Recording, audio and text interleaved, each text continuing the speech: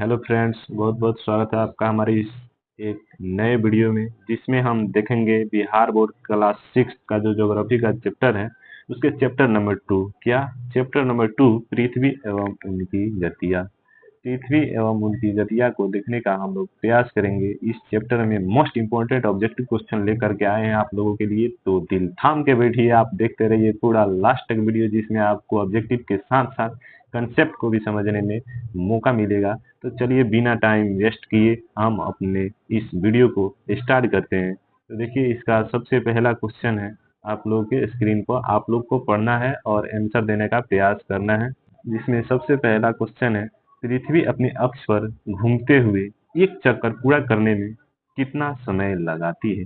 जैसे कि आप लोगों को पता होगा कि जो पृथ्वी है वह समांतर है। मान लीजिए पृथ्वी समांतर दो प्रकार की गतियां करती है। एक तो अपने अक्ष पर घूमती है। अक्ष अक्ष क्या होता है भाई?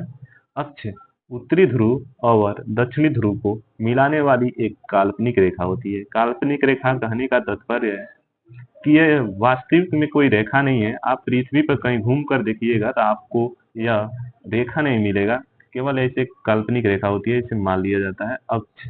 जो उत्तरी ध्रुव को दक्षिणी ध्रुव से मिलाता है उसे अक्ष कहा जाता है। तो पृथ्वी अपने अक्ष पर भी घूर्णन करता है, इसके अलावा यह सूर्य का भी चक्कर लगाता है। तो जो ये अपने अक्ष पर चक्कर लगाता है, अपने अक्ष पर घूमता है, वह कितने समय में एक चक्कर पूरा कर लेता है? इसका राइट आंसर हो जाएगा ऑप्शन नंबर बी, अर्थात 24 घंटा में पृथ्वी अपने अक्ष पर एक चक्कर घूम जाता है। इसके अलावा चलिए हम देखते हैं नेक्स्ट क्वेश्चन नंबर 2 है, आप लोगों के स्क्रीन पर आप लोग देखने का प्रयास कीजिए। क्वेश्चन है, पृथ्वी की अपने अक्ष पर घूमने की गति को क्या कहते हैं? देखिए, वही क्वेश्चन आ गया। मान लीजिए पृथ्वी है, अपने अक्ष पर रोटेट करता है, घूमता है, तो इस गति को कहते क्या है? इसका राइट आंसर हो जाएगा ऑप्शन नंबर बी, जो घूर्णन गति है। इसे दैनिक गति भी कहा जाता है, क्योंकि जब ये एक चक्कर पूरा करता है तो एक दिन उसका समय लगता है, अर्थात 24 घंटा में एक चक्कर पूरा कर लेता है। इस कारण इसे दैनिक गति भी कहा जाता है। इसके अलावा पृथ्वी एक सूर्य का चक्कर भी लगाता है, उस गति को परिक्रमण गति कहता है। क्यों कहा जाता है? क्योंकि वह सूर्य का परिक्रमा करता है। उसको भी आगे हम लोग देखेंगे, तो देखते चलिए। नेक्स्ट क्वेश्चन है क्वेश्चन नंबर 3, पृथ्वी सूर्य के चारों ओर एक चक्कर पूरा करने में कितना समय लगाती है? देखिए, वही क्वेश्चन आ गया कि जो पृथ्वी है वह सूर्य के चारों ओर घूमती है, अर्थात सूर्य का चक्कर लगाती है। तो यह जो पृथ्वी है, मान लीजिए यह पृथ्वी है, यह सूर्य है, सूर्य के चारों ओर घूमती है, तो इसको घूमने में, सूर्य का मतलब एक चक्कर लगाने में कितना समय लगता है? इसका राइट आंसर होगा ऑप्शन नंबर सी, अर्थात 365 दिन और 6 घंटा। जो यह गति करता है ना पृथ्वी, इसको परिक्रमण गति कहा जाता है। तो आप लोग देख लिए होंगे पृथ्वी के दो गतियां, एक तो घूर्णन गति जो अपने अक्ष पर ही घूम रहा था, इसके अलावा यह सूर्य के चारों ओर भी घूम रहा है, जिसे परिक्रमण गति कहा जाता है। चलिए नेक्स्ट क्वेश्चन देखते हैं क्वेश्चन नंबर 4, दिन और रात पृथ्वी के किस गति के कारण होता है? आप लोग देखते होंगे कि अक्सर 12 घंटे के बाद रात आ ही जाता है, मतलब दिन और रात होते रहता है। तो यह किस गति के कारण हो रहा है? तो आप लोगों को बताएं अभी कि पृथ्वी के दो गतियां हैं, एक है घूर्णन गति जो अपने अक्ष पर ही घूमता है, एक है परिक्रमण गति जो सूर्य के चारों ओर घूमता है। तो जो अपने अक्ष पर, मान लीजिए यहाँ पर सूर्य है, सूर्य का प्रकाश आ रहा है, तो अपने अक्ष पर घूम जाता है कितने देर में? 24 घंटा में। तो ये 24 घंटा में अपने अक्ष पर घूम जाता है, जिसके कारण जो इसके सूर्य का प्रकाश आता है आधे भाग पर, वहां तो दिन रहता है, लेकिन जो ये साइड वाला एरिया है, क्षेत्र है, यहाँ रात रहता है, जिसके कारण यह घूमने के बाद दिन और रात होते रहता है। मान लीजिए जो क्षेत्र घूम करके इधर घूर्णन गति कर रहा है, इस एरिया में आएगा वहां पर दिन रहेगा, और जो इस एरिया में आ जाएगा वहां पर रात रहेगा। तो इसका राइट आंसर हो जाएगा घूर्णन गति, अर्थात घूर्णन गति के कारण ही दिन रात होता है। मान लीजिए घूर्णन नहीं करे पृथ्वी, तो स्थिर रहेगा, तो एक ही हिस्से पर हमेशा दिन रहेगा, और एक ई वाला एरिया है, इस पर हमेशा रात देखने को मिलेगा। चलिए नेक्स्ट क्वेश्चन देख ही लेते हैं।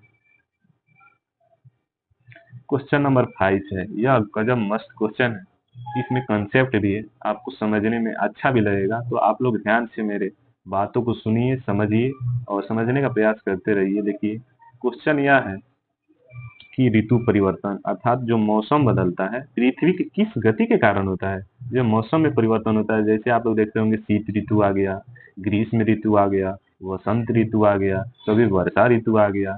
आखिर ये हो क्यों रहा है? मुख्यतः 2 कारण है इसके होने का। तो बेसिकली यहाँ पे एक ही कारण पूछ रहा है कि पृथ्वी की किस गति के कारण होता है, तो इसमें जो प्रभावित करता है वो मेन होता है परिक्रमण गति। इसके साथ-साथ पृथ्वी के अपने अक्ष पर 23.5 डिग्री का झुका होना भी इसमें महत्वपूर्ण रोल अदा करता है। देखिए, आप लोगों को हम आसान भाषा में समझाने का प्रयास कर रहे हैं, यह मौसम बदल रहा है, कैसे बदल रहा है। देखिए, आप लोग मान लीजिए अब सूर्य है, चित्र में आप लोग देखते हैं ये पृथ्वी है, मौसम कैसे परिवर्तित हो रहा है। पहले इसका यह रीजन है कि यह तो सूर्य का क्या कर रहा है, परिक्रमा कर रहा है।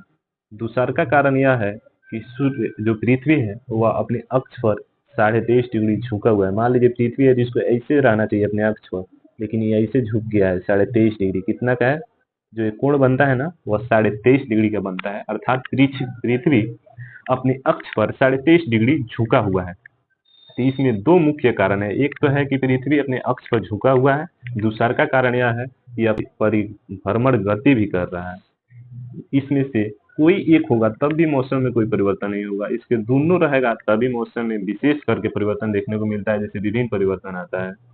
तो मान लीजिए यहाँ पर है जो पृथ्वी है, इस पे देखिए कर्क रेखा पर इस समय सीधी रेखा पड़ रही है, जो कब है 21 जून को, अर्थात जो कर्क रेखा जो उत्तरी गोलार्ध में आता है।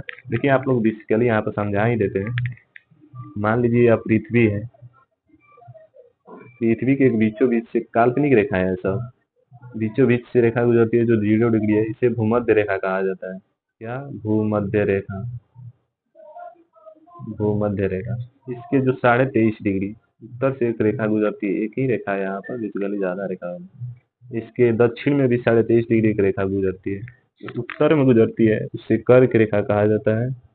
इसके अलावा जो दक्षिण में गुजरती है उसे मकर रेखा कहा जाता है। जो यह बीचों बीच से एक रेखा गुजरती है जिसे भूमध्य या विषुवत रेखा कहा जाता है। इसके ऊपर वाला जो एरिया है इस सबको उत्तरी गोलार्ध, जो दक्षिण वाला एरिया है उसको दक्षिणी गोलार्ध कहा जाता है।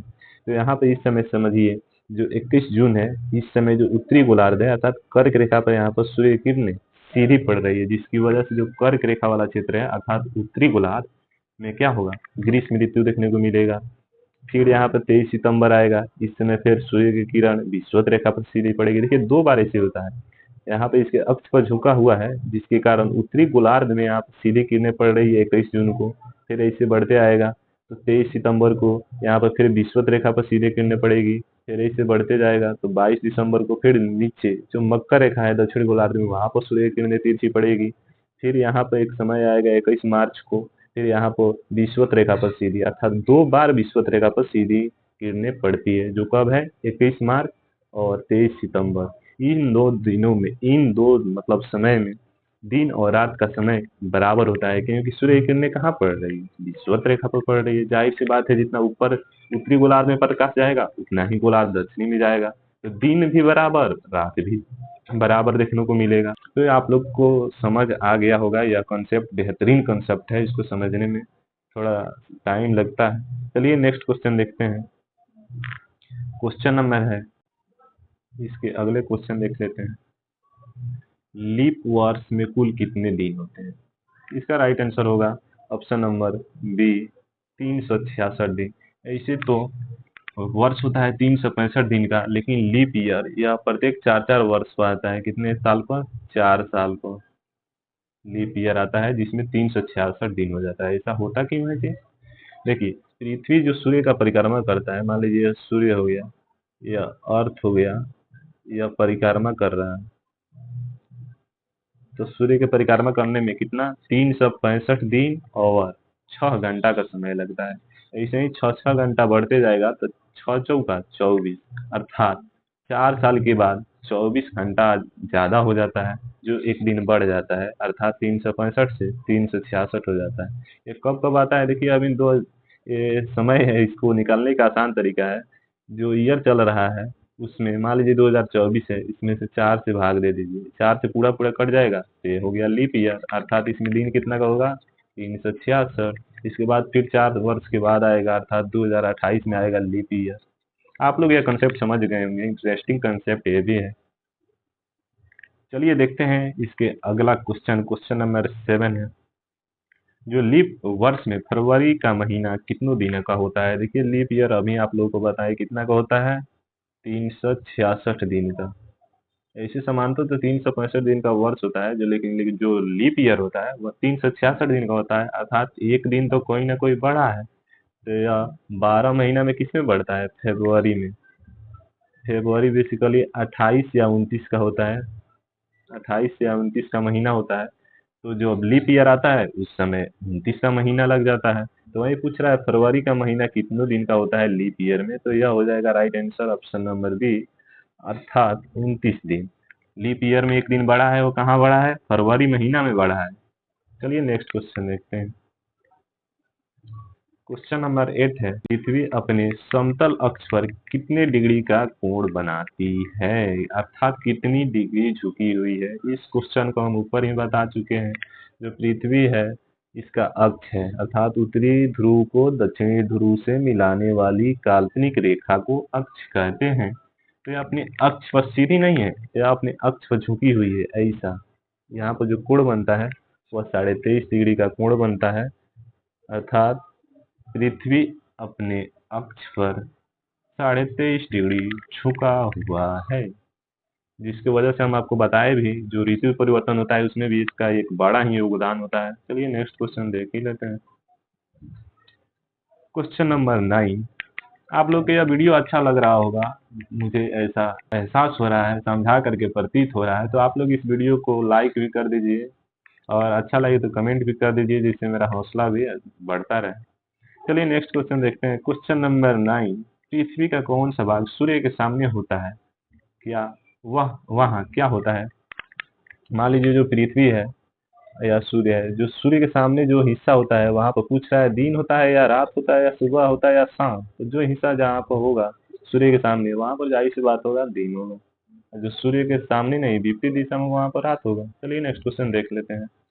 आप लोग को कंसेप्ट भी समझ आ रहा होगा, चलिए लाइक भी करते रहिए वीडियो को। नेक्स्ट क्वेश्चन देखते हैं। क्वेश्चन नंबर 10, सूर्य का प्रकाश पृथ्वी तक पहुंचने में कितना समय लगता है। इसका राइट आंसर हो जाएगा ऑप्शन नंबर बी, अर्थात 8 मिनट। आप लोग को पता ही होगा कि जो पृथ्वी से सूर्य पर प्रकाश आता है, अर्थात सूर्य का प्रकाश का जो चाल होता है, इसे भी से दर्शा देते हैं, कितना होता है 3 × 10⁸ मीटर प्रति सेकेंड।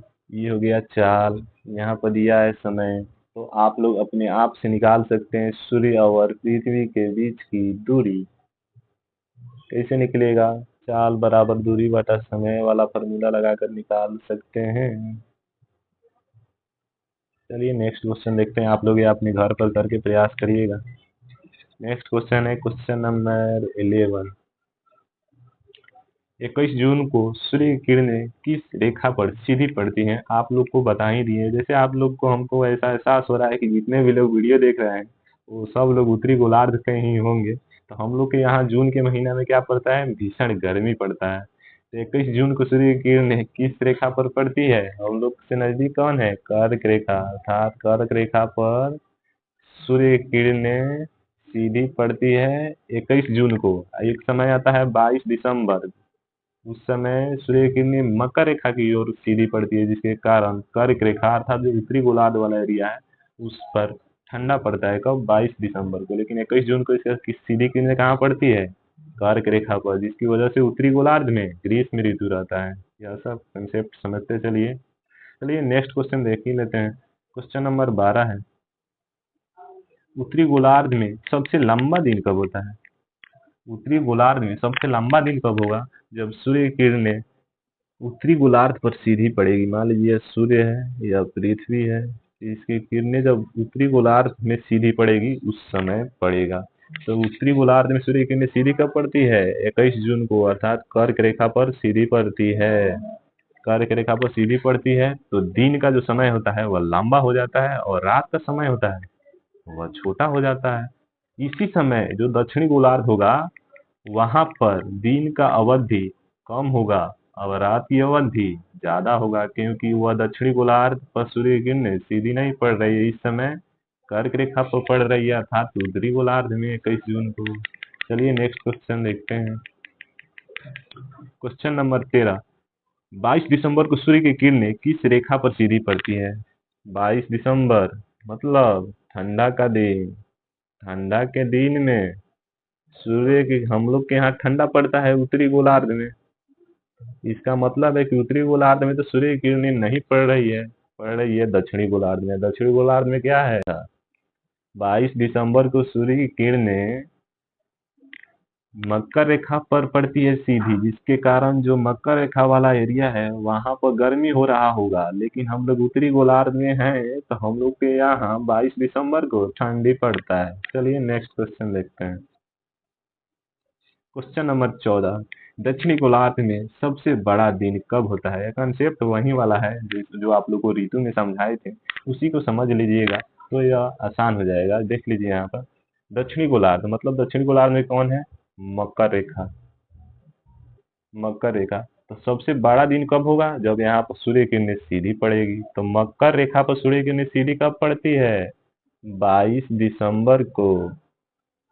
इसका राइट आंसर होगा 22 दिसंबर। 22 दिसंबर को सूर्य की किरणें मकर रेखा पर सीधी पड़ती है, जिसके कारण दक्षिणी गोलार्ध में बड़ा दिन होता है और रात कैसा होता है? छोटा। इसी का उल्टा उत्तरी गोलार्ध में हो जाएगा 22 दिसंबर को, जो हम ऊपर समझा भी सके हैं। 22 दिसंबर अर्थात उत्तरी गोलार्ध में क्या होगा? छोटा सा दिन होगा। रात कैसा होगा? बड़ा होगा। समय कैसा होगा? ठंडा का मौसम होगा। 22 दिसंबर को उत्तरी गोलार्ध में हम लोग रहते हैं तो पता ही है। चलिए नेक्स्ट क्वेश्चन देखते हैं। क्वेश्चन नंबर लास्ट है, क्वेश्चन नंबर 15 है कि संपूर्ण पृथ्वी पर दिन और रात बराबर कब होता है? इसका कंसेप्ट हम आप लोगों को ऊपर दे चुके हैं, तो यह आप लोगों के लिए होमवर्क का क्वेश्चन हो जाएगा। HW क्वेश्चन है, आप लोग इसका आंसर कमेंट बॉक्स में, तो ये आप लोगों के लिए होमवर्क क्वेश्चन है। मुझे आशा है कि आप लोगों को यह कंसेप्ट समझ में आया होगा। आप लोग जरूर कमेंट बॉक्स में इसका आंसर देने का प्रयास करेंगे। तब तक मिलते हैं अगले वीडियो में। धन्यवाद।